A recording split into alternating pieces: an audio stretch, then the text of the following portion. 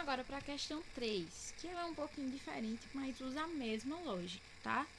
Então, na questão 3 diz o seguinte: partindo do repouso, quanto tempo um carro leva para atingir velocidade de 50 metros por segundo com aceleração constante de 2 metros por segundo ao quadrado?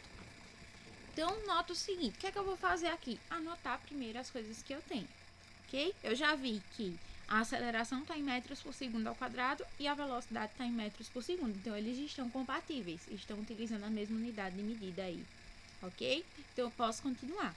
Ele diz que a velocidade é de 50 metros por segundo. Então, ΔV vai ser 50 metros por segundo.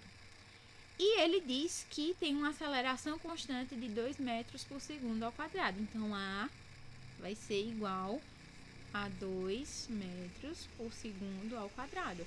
Mas, professora, não era sempre ΔV e ΔT que eu tinha antes, né? A gente tem que observar cada situação. Nesse caso, ele quer saber o quê? Partindo do repouso, ou seja, partindo do zero. Ele quer saber quanto tempo, ou seja, eu quero saber ΔT. Então, observa sempre o que a questão está pedindo, para aí você nomear as coisas que restam. Então, presta atenção nisso. Agora, eu vou substituir na fórmula. A fórmula eu já tem aqui em cima, na questão 2, que eu já deixei de propósito. Então, eu sei que a aceleração, no caso da questão 3, é 2. Então, no lugar de A, eu vou colocar 2. Então, no lugar de A, eu vou colocar 2. Isso vai ser igual a quem? ΔV. ΔV eu tenho esse valor? Tenho, que vai ser 50. Sobre ΔT. Eu tenho ΔT? Não. É o que eu quero descobrir. Eu posso chamar ΔT de X, posso chamar de Y, posso chamar do que eu quiser. Mas aqui eu vou deixar ΔT para a gente observar, tá? Para a gente já ficar com o resultado direto. Agora, o que é que eu vou fazer? Eu vou fazer meio pelos extremos. Então, eu tenho 2 vezes ΔT, que dá 2 ΔT. Isso vai ser igual a quem?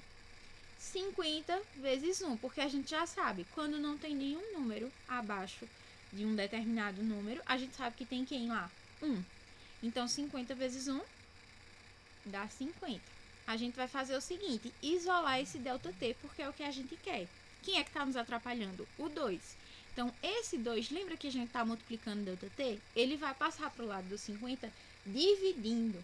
Então, eu vou ter ΔT igual a 50, porque o 50 eu não fiz nada com ele, sobre quem? O 2, que estava multiplicando, passou agora a dividir.